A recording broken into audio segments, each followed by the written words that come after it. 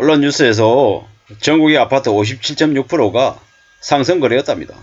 3, 4월 달에 서울 아파트 기준으로 64%가 상승거래라는데요. 이게 과연 믿을만할까? 아니면 아닐까? 라는 의견들이 되게 분분한데요. 잠실 엘스 같은 경우에 1, 2월 달에 19억이던 게 3월 달에 21억 5천이었답니다.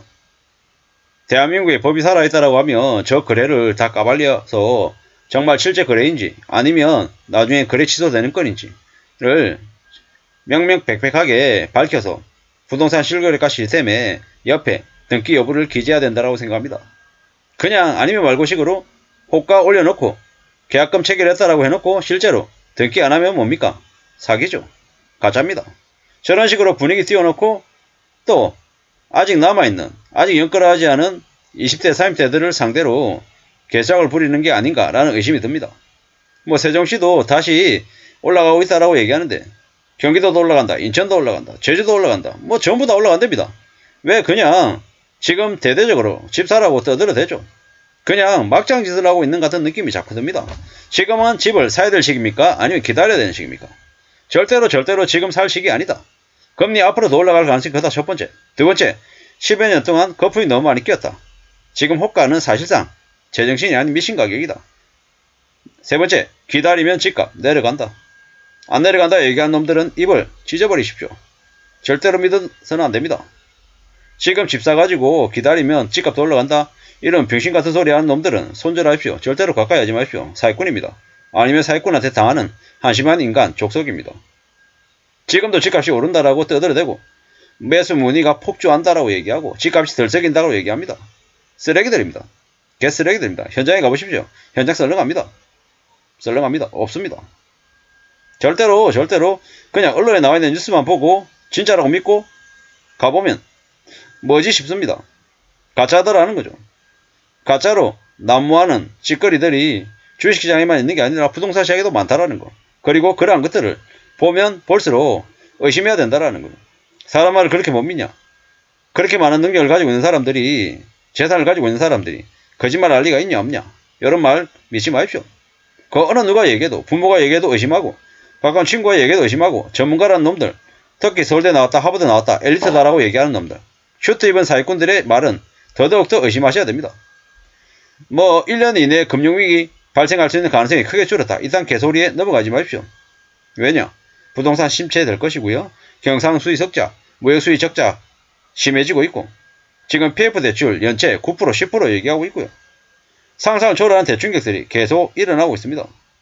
앞으로 꽤 충격적인 일들이 터져나올 겁니다. 지금 원달러 환율이 계속 불안하죠. 제가 원달러 환율에 1355뿐만 아니라 1400원, 1500원 올라갈 거다라고 얘기했더니 저한테 반말로 묻는 놈이 있더라고요. 네가 그렇게 생각하는 근거가 뭐냐고. 제가 그놈한테 댓글 달았습니다. 너는 그렇게 반말하는 이유가 뭐냐. 최소한에 물어보려면 예의를 갖춰라는. 예의를.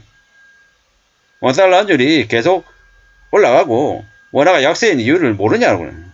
진짜 몰라서 그렇게 묻는 건지, 그렇게 묻는 놈이면 참 한심한 놈인 거죠. 생각이라는 걸 안 하고 있는 놈인 거죠. 원달러 환율이 왜 계속 올라가 있습니까? 원화가 왜 약세이겠습니까? 미국보다 한국 기준금리가 낮기 때문에 한국에서 있는 돈들이 미국으로, 해외로 빠져나갈 가능성이 더 크죠. 그럼 당연히 달러값이 올라가고 원화값이 내려가는 거 뻔한 거죠. 게다가 무역수지 적자, 경상수지 적자. 무슨 의미입니까? 버는 돈보다 나갈 돈이 더 많다라는 거죠. 쓸 돈은 부족하고 나갈 돈이 많으면 어떻게 됩니까? 돈이 더 필요하죠. 돈이 더 필요하면 뭐 하겠습니까? 빚을 더 내가지고 뭔가를 하려고 하겠죠. 빚을 더 내면 더 내는 순간 어떻게 됩니까? 더 이제 삶이 어려워지는 거죠. 나라 재정에, 경제에 더 어려움이 생긴다라는 거죠. 그런데 어떻게 원화가 올라가 있습니까? 원화 가치가 떨어지는 게 당연한 거죠. 당장 드라마틱하게 경제 성장률이 3%, 5%, 7%가 될 수 있습니까? 안 되죠. 저출산, 그리고 경제 성장 동력, 이런 것들이 안 보이잖아요.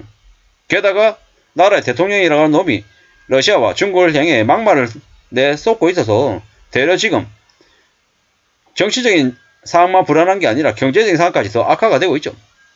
중국이나 러시아의 경제 보복을 당할 우려도 매우 크죠. 그게 지금의 모습입니다. 이런 상황에서 뭐가 나아질 거다, 희망이나 기대를 품는다라는 것 자체가 말이 안 되는 얘기인 거죠. 그런 기대를 가지면 더 엉망이 될 수 있음이 지금의 현실인 거죠. 근데 집값이 오른다고요? 전국의 아파트 57.6%가 상승 거래라고요? 저 기사를 올려놓은 건 저 사실상 광고이고 쓰레기이고 가짜입니다. 조작이다. 믿지 않는 게 좋겠다는 말씀을 드립니다. 저런 말 믿어가지고 혹했다가 어떻게 됩니까? 인생 다 날아갑니다. 지금 집사라고요? 어떤 놈이 그런 얘기합니까? 입을 찢어버리십시오. 집사도 된다. 뭡니까? 실소유자는 집사도 괜찮다. 1가구 1주택인 사람이 집사는 건 괜찮다. 그런 얘기 개소리입니다. 믿지 마십시오. 비싸게 사면 뭐든 다 안 좋습니다. 싸게 사면 좋죠. 헐값에 완전 싸게 대출을 내더라도 대출을 감당할 수 있는 범위 안에서 사면 현명한 모습이죠. 반대로 되게 무리해서 사면 어떻게 됩니까? 그 무리하면 누가 아무런 짓 안 해도 알아서 스스로 무너지고 자빠진다라는 거죠. 그게 지금 현재 벌어질 일입니다. 앞으로 많은 이들이 무리하게 집을 사서 연끌해서 하우스푸어 이상의 충격을 겪게 돼 있죠. 그런데 지금도 집사라고 저렇게 언론 뉴스에서 떠들어댄다라는 건 비정상도 한참 비정상이다라는 겁니다.